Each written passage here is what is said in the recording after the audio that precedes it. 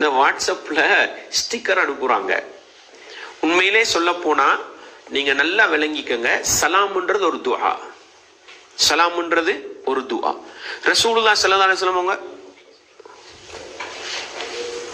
அர்த்தம் என்ன? இதெல்லாம் செய்யலன்னு அர்த்தம். ஸ்டிக்கர்னா அர்த்தம் என்ன? துஆவா அது? ஸ்டிக்கர் மையத்து விழுந்தான்னு சொன்னா அல்லாஹ் மக்ஃபிர் லஹு வரஹமு போடுறாங்க. நான் கேட்கிறேன், துஆவா இது? உதுஉ ரப்பக்கும், உங்களோட ரப்ப நீங்க அழைங்க. அழைக்கிறதுண்டா என்ன? அழைக்கிறன்றது என்ன? அப்ப நான் துஆ கேட்கிறேன். துஆ கேட்கிறதா இது? இது தியானம், இது திக்ரு, இது துஆ கிடையாது. யா அல்லாஹ், இது துஆ. உதுஉ ரப்பக்கும், உங்களோட ரப்ப அழைங்க. விளங்கிச்சா உங்களுக்கு? எனவே துஆன்றது வாயால வரணும்.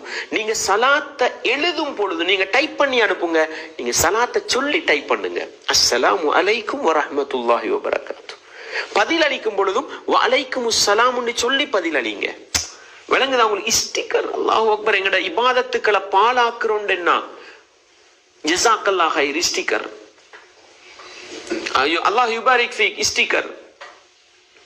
புதிய யுகத்தில் இருக்கிறோம் அன்பார்ந்தவர்களே. அது உலமாக்களும் செஞ்சிடுறாங்க, மார்க்கத்தை விளங்கினவங்களும் செஞ்சிடுறாங்க. விளங்கிட்டுதா? நீங்க சலாம் துஆண்டு வந்தா நீங்க எழுத்துல போடுறத விடவும் ஆடியோல போடுறது தான் என்ன சிறந்தது. அஸ்ஸலாமு அலைக்கும் ஆடியோல போட்டு பழகுங்க. விளங்கிச்சா உங்களுக்கு? ஸ்டிக்கர் கலாச்சாரத்தை விடுங்க. இது எங்கட இபாதத்தை பாழாக்குற அம்சத்துல சேரக்கூடியது.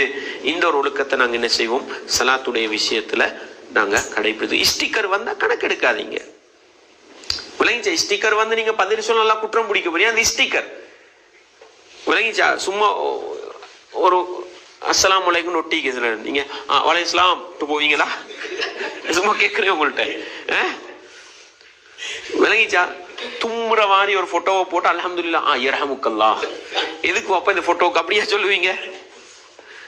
அதுக்கு சலாம் பதில் அஸ்ஸலாமு அலைக்கும் ஆடியோல சொல்லி பழங்க. எழுத்துல ஒருத்தர் டைப் பண்ணி அனுப்புறா, உணர்வு பூர்வமா அனுப்புறாரு.